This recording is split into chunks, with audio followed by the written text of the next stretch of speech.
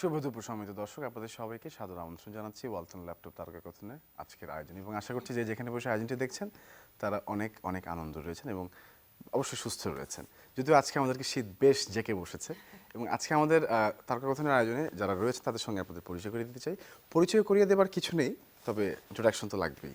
আজকে আমাদের সঙ্গে রয়েছেন আজকে বলতে পারি আমাদের দেশের সর্বপ্রথম লাক্স চ্যানেলের সুপারস্টার যিনি হয়েছেন, আমাদের অত্যন্ত প্রিয় মুখ, প্রিয় অভিনেত্রী, প্রিয় লেখিকা, অনেকগুলো পরিচয় রয়েছে শানের রাই দেবী শানু। এবং সেই সঙ্গে রয়েছেন আমাদের দেশের কণ্ঠশিল্পী এবং লেখক লুৎফর হাসান। এবং আজকে দুজনকে একসঙ্গে আমন্ত্রণ জানানোর কারণ রয়েছে, আর ধীরে ধীরে সব আলোচনার মধ্যে বের করে নেব। প্রথমেই জানতে চাই যে শীত কেমন জেঁকে বসেছে দিদি? শীত সকালবেলা মানে ঘুম থেকে উঠে মনে হচ্ছিল যে একদম লেপের ভেতর থেকে বের হতেই ইচ্ছে করছিল না, তার মধ্যে আবার গুড়ি গুড়ি বৃষ্টি পড়ছে, দারুণভাবে জেগে বসেছে। একদম গলায় আমার তো খুশখুশ কাশি হচ্ছে, মানে বেশ কথা বলতে কষ্ট হচ্ছে। যাই হোক, মানে এই ঠান্ডার মধ্যে আসলে কাজ করার একটা ডিফিকাল্টিস থাকে, যদি যারা কন্টেন্টে যারা কাজ করে, লুৎফর ভাই নিশ্চয়ই সেই ডিফিকাল্টিস ফেস করেন। আমার আসলে ওই একটু মানে এগুলা কিছু হয় না, মনের ভেতরে আনন্দ থাকলে আসলে মানে শীতে মনের শক্তি সবথেকে বড় শক্তি, খুব শক্তি। এবং অমর 21 বইমেলার মাস তো শুরুই হয়ে যাচ্ছে, আর একদিন বাকি রয়েছে। তো এই আনন্দ তো আসলে অন্যরকম পাঠকদের জন্য। হ্যাঁ, 4টি বই আপনার বের হচ্ছে এবং দিদির 2টো, আমার 2টো একেবারে। তো 4টি দিয়ে শুরু করি। আচ্ছা, কি কোন 4টি বের হচ্ছে, কিভাবে? আমার প্রতি বছর বই বের হয়। আজকে প্রায় 11 বছর যাবত শুরু হয়েছে এটা। এ পর্যন্ত আমার সব মিলিয়ে প্রায় 30টা বই আর কি। তো এবছর বের হচ্ছে জারুল বনে রক্তজবা। এটা এই সমসাময়িক ঘটনার প্রেক্ষিতে একটা উপন্যাস, বড়দের উপন্যাস। বড়দের উপন্যাস এবং প্রাপ্ত মনস্ক যারা, তাদের উপন্যাস, যাদের ভেতরে কোনো মানে কুসংস্কার এইসব নাই আর কি, যারা অনেক উদার পাঠক বসেন, হ্যাঁ, তাদের এটা সূচিবায়ুগ্রস্ত পাঠকদের জন্য আমার বই না ওটা, জারুল বনে রক্তজবা। আর আরেকটা উপন্যাস আছে, সেটা কিশোর উপন্যাস, ডাক বাংলো রোড। আর কবিতার বই বেরোচ্ছে এবার 2টা। একটার নাম হচ্ছে পাখি তুমি গান, আর এটা হচ্ছে রোমান্টিক, একদম প্রেমে ভেসে যাওয়ার বই আর কি। ঠিক আছে। আর আরেকটা কবিতার বই যেটা হাত রেখো না আমার এপিটাফে, এটা হচ্ছে মৃত্যু চিন্তার আর কি। প্রেমের ভিতরে মৃত্যু চিন্তা থাকতে পারে, প্রেমিককে রেখে প্রেমিকা মরে যেতে পারে, প্রেমিকাকে রেখে প্রেমিক মরে যেতে পারে। এই যে তখন আসলে কেমন লাগে, ওই অনুভূতিটাকে নিয়ে ওই বইটা। ইন্টারেস্টিং। হ্যাঁ, এই 4টা বই বেরোচ্ছে। জারুল বনে রক্তজবা আর হাত রেখো না আমার এপিটাফে বেরোচ্ছে নাগরিক প্রকাশন থেকে, আর পাখি তুমি গান বেরোচ্ছে দেশ পাবলিকেশনস থেকে, ডাকবাংলো রোড বেরোচ্ছে নওরোজ কিতাবিস্তান থেকে। এই 4টা বই। আচ্ছা, আমরা খুব মানে অপেক্ষা করছি সেই বইগুলোর জন্য। এবার একটু আসি দিদির কাছে। আমি সেই হিসাবটা আমি ভাবছিলাম যে লুৎফর ভাই 11 বছর ধরে লিখছেন, মানে 11 বছর ধরে বই প্রকাশ হচ্ছে। আমি সেই হিসাব অনুযায়ী একটু কনিষ্ঠ, 4 বছর ধরে নেওয়া যায় যে 2017 সাল থেকে আমার বই কথা বলতে আসলে কষ্ট হচ্ছে। তো 2017 থেকেই আমার পথ চলা। এবছর বইমেলাতে আমার একটি উপন্যাস আসছে, লিপস্টিক উপন্যাসটির নাম, অন্বেষা প্রকাশন থেকে, এবং 2টোই অন্বেষা প্রকাশন থেকে। আর একটি কবিতা গ্রন্থ, প্রিয়তম মেঘ।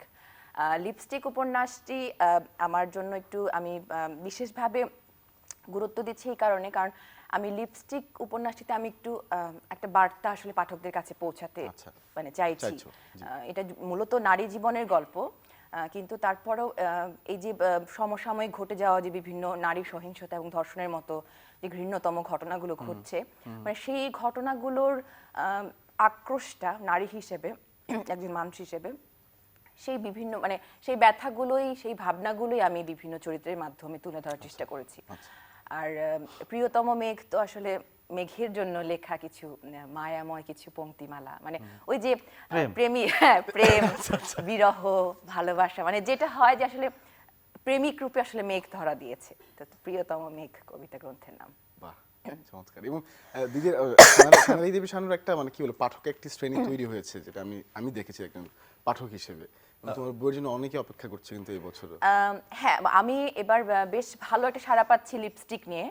কবিতা গ্রন্থের জন্য তো আছেই, কারণ লিপস্টিকের আমি মানে অ্যানাউন্সমেন্টটা আমি গত বছর বইমেলার পরপরই আমি মানে ঘোষণা দিয়েছিলাম যে লিপস্টিক নাম দিয়ে আমি একটা উপন্যাস মনে বলা হয়েছে একবার, মেবি।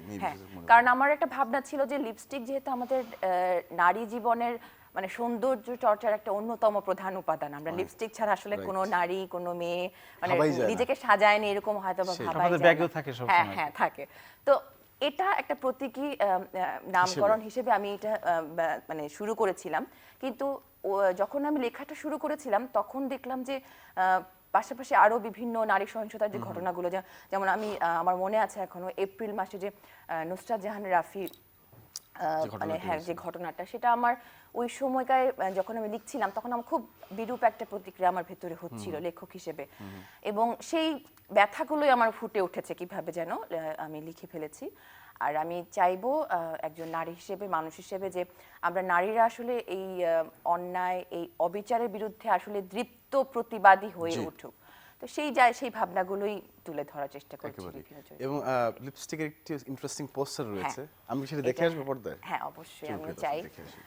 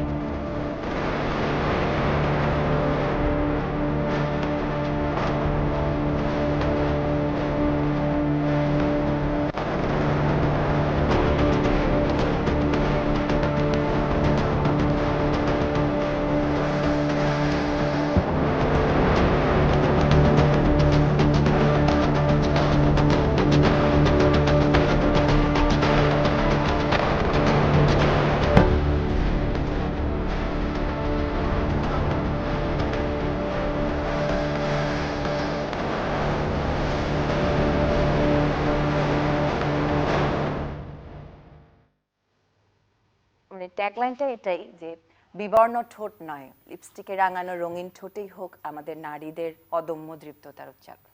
ওয়ান্ডারফুল। তো মেয়েদের বেশি বেশি এটা ধারণ করা উচিত। না শুধু মেয়েদের না, আমি এখানে কিন্তু শুধু মানে ঘৃণ্য পশুবৃত্তি মানসিকতার যে এখানে আসলে পুরুষ আমি বলতে চাই না তাদেরকে, মানে ধর্ষকদের আসলে আমি মানে পশুদের মানে পশুদের চেয়ে অধম হিসেবেই আমি আসলে দেখতে চেয়েছি, দেখাতে চেয়েছি। তো সেই সব পুরুষদের গল্পও কিন্তু আছে যে যারা আসলে নারীদেরকে সম্মান দিয়ে ভালোবাসা দিয়ে শক্ত বাঁধনে জড়িয়ে এবং সেই জায়গাটা তৈরি করে রেখেছেন, তাদের গল্পও আছে। শুধুমাত্র নারীদের গল্প তা না। একেবারেই না। যাক, এবং সেগুলো আমরা পড়লেই তো বুঝতে পারবো, আসলে বই তো অবশ্যই। বেরোচ্ছে, আমরা সবাই নিশ্চয়ই বইটি পড়বো, লুৎফর ভাই নিশ্চয়ই পড়বেন। হ্যাঁ অবশ্যই। আমাদের তো আমাদের বইমেলায় দেখা হবে, বইমেলায় আর দেখা আমরা হবে। নিজেরা নিজেদের বই না পড়লে তো হবে না। এক্স্যাক্টলি, হ্যাঁ সেই জায়গাটিতে। এবং হচ্ছে কবিতার বইয়ের কথা যেহেতু বলেছেন লুৎফর ভাই, এবং সানারি দেবী শানু আছেন এখানে, তো আমরা দুটো আবৃত্তিতে শুনতেই পারি আজকে। আমার বইটা আপনার এখানে আছে। অবশ্যই, হ্যাঁ সেটা পড়ছিলাম আমি। পড়তে হবে না? জি, আমরা শুনতে চাই। ফিরিয়ে দাও কথা সমগ্র, আমি বোবা হয়ে আছি। তোমার ঘরের সামনের পাতার দিকে তাকিয়ে বলছি যত কথা, যত উচ্চারিত কথা ভাসিয়ে দিয়েছি উত্তরের বাতাসে, আর শীত চলে যেতে যেতে যত কথা ঠোঁটে নিয়ে খসখসে করে দিয়েছি রোদের মুখ, তুমি সেই সব কথা ফিরিয়ে দাও, আমি ভীষণ বোবা হয়ে আছি বহুকাল। ফিরিয়ে দাও সমূহ অভিমান, আমি বধির হয়ে আছি। আমার একবেলার অপেক্ষা টেনে নিয়ে গেছে বেলা পড়ে যাবার বিরান বিকেলে। আমি শুধু তোমার প্রত্যাখ্যানের টুকরো একখানা শব্দ শুনবো বলে অনেক দিন কোনো গান শুনিনি। অনেক দিন যাইনি নদীর মিছিলে সমুদ্রের দিকে কতদিন। তুমি অন্তত একবার আমাকে না বলে দিলেও কানে ঢুকে যায় মধুস্বর। তুমি সেই সব অভিমান ফিরিয়ে দাও, আমি বধির হয়ে আছি বহুকাল। দড়ি ছিঁড়ে কুয়োর জলে ঝিলিক খেলে যাওয়া শব্দের মতো করে একদিন ভুল করে হেসে ওঠো। তোমার হাসির শব্দে ঝনঝন করে উঠুক পৃথিবী আমার। আমি সেই আস্ত পৃথিবীকে নতুন কয়েন ভেবে পকেটে ভরে রাখি অতি আনন্দে।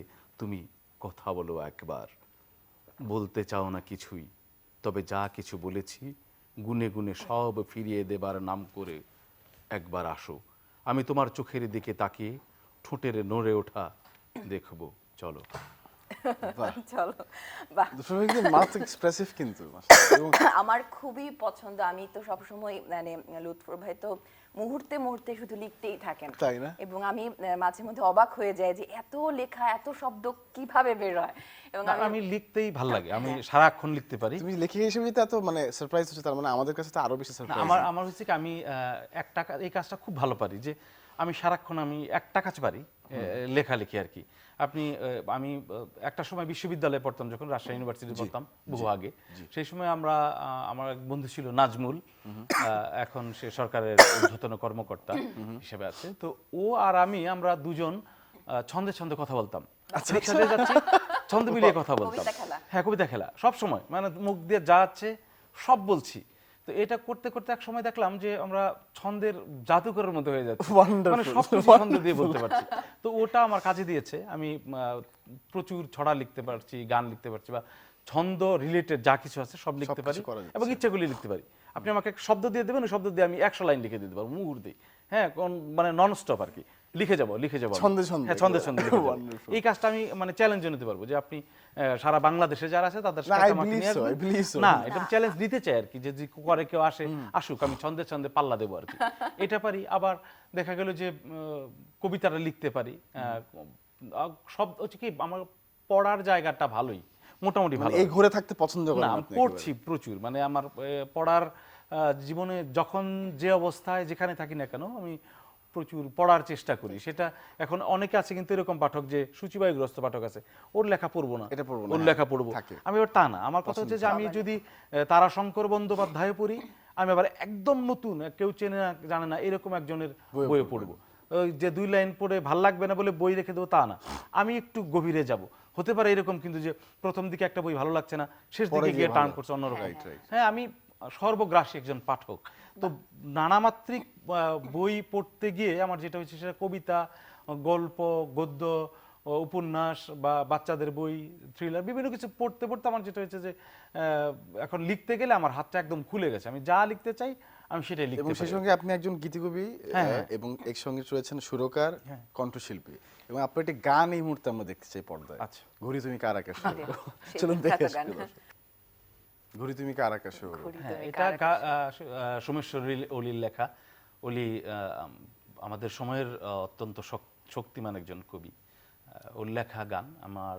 এই গানটা যে আসলে বলা যায় যে আমাদের কালের আর কি ইতিহাসের একটা অংশ হয়ে গেছে, আমার একার কৃতিত্ব না। আমার শান্তি লাগে এটা ভেবে যে ওই সময়ের গত দশক যেটা আর কি, বা চলমান দশক শেষ হয়ে গেল আর কি, যেটা এই 00 দশক আর কি। তো এই দশকের একটা অসামান্য গান হিসাবে খ্যাতি পেয়েছে, এটা আমার সৌভাগ্য আমি মনে করি। এটা চাইলেই পাওয়া যায় না, আমি পেয়ে গেছি, আমি ভাগ্যবান মনে করি। একেবারে। এবং সানন্দী একটা আবৃত্তি কি আমরা হ্যাঁ, শুনবো? আবৃত্তি বলতে আমার যেহেতু কবিতার বই সাথে নেই, আমি ছোট্ট একটি কবিতা বলছি, আমার মানে দর্শকরা পড়ছি। খবরই করে ফেলবে আমাকে। তুমি যদি নাইবা থাকো পাশে, তোমার গন্ধ কবিতা হয়ে হাসে। তোমার ক্লান্তি আমার চোখে মেখে, রাত্রি সাজাই কান্না সপ্ত চোখে। কষ্ট পোড়াই, কষ্ট ওড়াই, মেঘের প্রেমে স্বপ্ন জড়াই। উড়ে উড়ে তোমায় ছুঁয়ে আকাশটাকে ভিজিয়ে দিয়ে, চুপটি করে তোমার বুকে লুকিয়ে পড়ি ত্রাসে। তুমি যদি নাইবা থাকো পাশে, তোমার মায়া আমার ঠোঁটে হাসে। তাহলে তো আপনি তো ভালো করেন। না, আবৃত্তি ছোটবেলায় করতাম, মানে মানে বিভিন্ন প্রতিযোগিতায় অংশগ্রহণ করতাম। আমার ইচ্ছা ছিল আবৃত্তি করব, কিন্তু ওইভাবে আর আবৃত্তি শিল্পী হয়ে ওঠা হয়নি। থিয়েটার করেছি বা অন্য অভিনয়ের বিভিন্ন অঙ্গনে কাজ ভাই, করেছি। আমাদের সানন্দী মাল্টি ট্যালেন্টেড, মাল্টি ট্যালেন্টেড। তো এখন যখন নিজের কবিতা পড়ি, তখন এটা আবৃত্তির মতোই হয়ে যায়, কি নিজের বিভিন্ন প্রতিযোগিতার মাধ্যমে যারা উঠে আসে তারা আসলে বহুমাত্রিক হয়, একেবারে অনেক কিছুই পারে। আর আমার কাছে মনে হয় যে আসলে আমরা যে সময়টাতে বেড়ে উঠেছি, সেই সময়টা আসলে আমাদের মানে বেড়ে ওঠার সবই করতে হতো, নাচ, গান, অভিনয়, তারপরে ছবি আঁকা শেখা, মানে সবই একসাথে শিখতে শিখতে বড় হয়েছে, মানে হয়ে গেছে সবকিছু কিছু না কিছু মানে পারি এরকম পারদর্শিতা ব্যাপারটা, আছে হ্যাঁ। এবং আগামী ফেব্রুয়ারি 2 তারিখ থেকে হচ্ছে বইমেলা শুরু বইমেলা হচ্ছে শুরু হচ্ছে। এবং আমি যতটুকু জানি সানুদি থাকেন বইমেলার হ্যাঁ। স্টলগুলোতে আমি চেষ্টা করি সে মেলায় ঘুরে আমি প্রতি বছর বইমেলার জন্য আসলে অপেক্ষা করি পুরো সত্যি মাস কথা যেটা। মাস ধরে আমার মনে হচ্ছে ওই মাসে আপনি মনে হয় আচ্ছা পাঠকরা কোথায় পাচ্ছেন আপনাদেরকে একটু বলে দিন দর্শকদেরকে যদি। স্টলের সামনে পাওয়া যায় না না আপনারটা বলেন নাগরিক প্রকাশন এবং কোন কোন প্রকাশনীতে আমারটা পাচ্ছে আপনারা? 225 226 যে নাগরিক প্রকাশ আচ্ছা। ওটার সামনে পাওয়া যাবে, নরজের সামনে পাওয়া যাবে, ওকে আচ্ছা। হ্যাঁ আবার মাঝে মাঝে দেশের সামনে পাওয়া যাবে এই আর কি। আমার এবারের দুটি বই অন্বেষা প্রকাশন থেকে আসছে, প্যাভিলিয়ন 33 নাম্বার। আর ইতিমধ্যেই মানে মোটামুটি আমার পাঠক যারা আছেন তারা যোগাযোগ করছেন ইনবক্সে কিভাবে পাবেন। তো তাদের জন্য আবার যারা দূর থেকে মানে ঢাকার বাইরে বা অনেকেই আসতে পারছেন তাদের জন্য আবার আরেকটা সুবিধাও আছে, সুযোগ আছে। রকমারি.com অথবা .com, তারপরে দূরবীন.com, বইবাজার.com সবগুলো অনলাইন বুকশপে এখন প্রি অর্ডার নিচ্ছে মানে বা অর্ডার নিচ্ছে। এটা একটা তবে বইমেলায় এসে কেনার কিন্তু আলাদা একটা আনন্দ আলাদা আছে একটা একেবারে। অন্যরকম এটা একটা ফেস্টিভ তো এটা মিস এবং করা যাবে না পাঠকদের সাথে কোনোভাবে। সরাসরি আসলে লেখকদের যে একটা মানে একটা দেখা সাক্ষাৎ হয়, একটা যোগসূত্র হয় আড্ডা সেখানে, হয়, এবারে কথা হয়, এটাও কিন্তু অন্যরকম একটা ভালো লাগা। এবং তুমি খুব ভালো করেই করেছো আমি হ্যাঁ, দেখেছি আমি একদম সববারই দাঁড়িয়ে করি। দাঁড়িয়ে। না, আগে তো অটোগ্রাফ ছিল, এখন তো ফটোগ্রাফ। ফটোগ্রাফ photograph, দুটোই ভালো লাগে এবং হচ্ছে ভালো কথা একটা কথা জিজ্ঞেস করা হয়নি দিদি তোমাকে, সেটা হচ্ছে যে এই যে গত বছর যে বইগুলো বেরোলো সারা কেমন পেয়েছো সরাসরি তোমাকে জিজ্ঞেস করা হয়। হ্যাঁ, গত বছর আমি আরেকটা কথা বলতে ভুলে গিয়েছিলাম। গত বছর তো আমার প্রথম উপন্যাস এসেছিল একলা আকাশ, সেটি রোমান্টিক উপন্যাস, রোমান্টিক এবং ভালো সাড়া পেয়েছে আমি পাঠকদের এবং আমার মানে আমি ভালো রিভিউ পেয়েছি। যে আমি জানি না আমার কাছের প্রিয়জনরা অনেকেই জানিয়েছেন যে আমি চেষ্টা করেছি ভালো লেখার মানে ভালো লেখার মধ্যে আমার জায়গা থেকে লেখার, এবং সেই রিভিউটা আমাকে অনেক সহযোগিতা করেছে। এবং আমি চাইবো যে আসলে পাঠকদের মতামত কিন্তু লেখকদের জন্য অনেক বড় একটা অনুপ্রেরণা। সেই মতামতগুলো ভালো লাগা মন্দ লাগাগুলো পেলে কিন্তু আমরা আরো বেশি উৎসাহিত হই লেখনের ক্ষেত্রে। আর আমার আরেকটি শিশুতোষ গ্রন্থ এসেছিল সানারেই ও তার জাদুর লেখ।